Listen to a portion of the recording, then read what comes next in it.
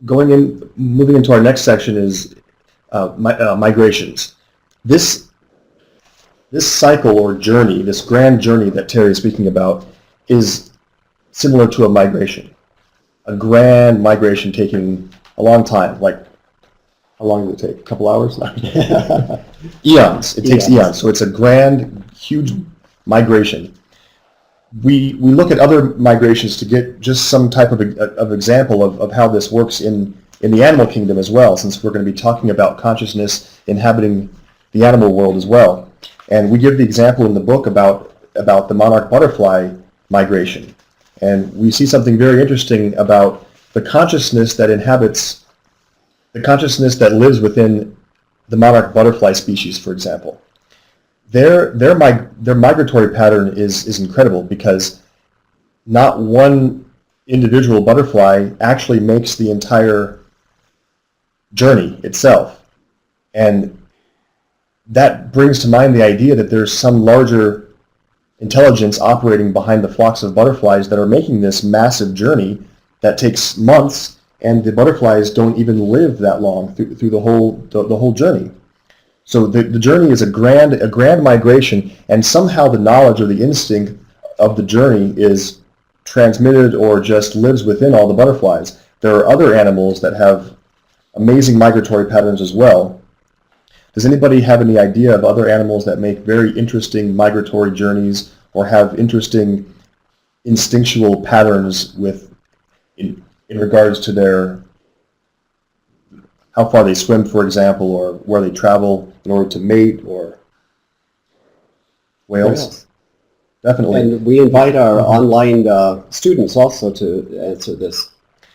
In specific, the baleen whale makes a 14,000-mile journey every year from one location in the Pacific to another to mate every year. Another example that we didn't mention in the book is the leatherback sea turtle.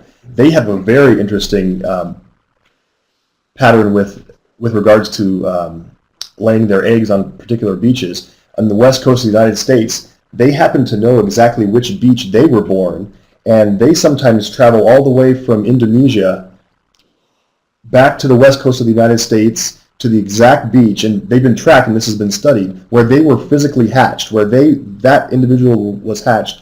They come back to lay their own eggs. We don't know how or why, but that just makes you think of the collective consciousness that's involved with the animal species. What is the divine intuition or hand that is playing with these migratory patterns? We also talked about the Arctic tern. What does the Arctic tern do? Well, he or she holds the record for the longest migration, 44,000 miles each year, from the Arctic to the Antarctic and back. So in the 30 years that they normally live, that would be 1.3 million miles, more than most of us travel in our entire lifetime. Also, most people know about the migration patterns of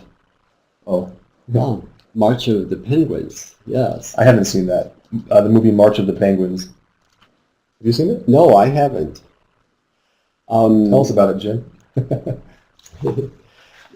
In the meantime, we all know about salmon, how they have to swim upstream against tremendous obstacles to get back to where they were born. And they used to think that it was just a myth that they actually went back to the same spot where they were born.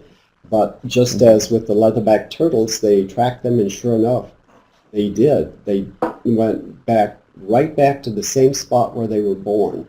And how they know, I have no idea. Does Theosophy attempt to explain the navigation that's involved? Well, no. You might want to repeat the question. Does Theosophy explain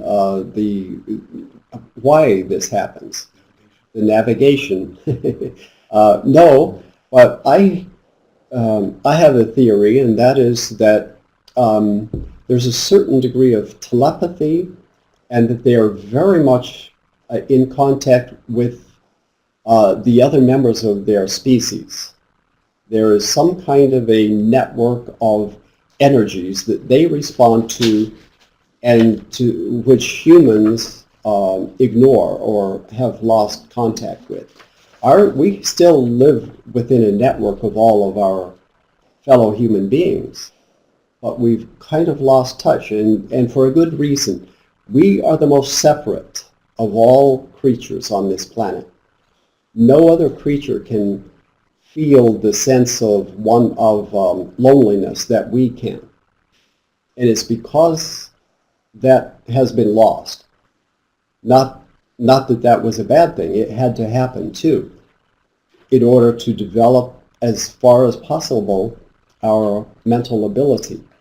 Then as we develop more of our spiritual ability and our higher levels of sensitivity, we come into that again, and we are able to communicate.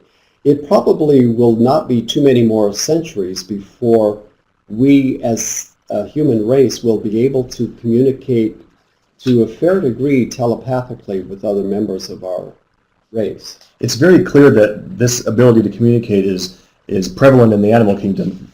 We've all seen the schools of fish travel together, and if you watch the Nature Channel like I do a lot, sometimes the predator fish will dive right in the middle of a school of fish, and they'll just open up like this. The predator will go right through, and then the fish will close back up, and then they'll swim together just like one unit. Flocks of birds do the same thing.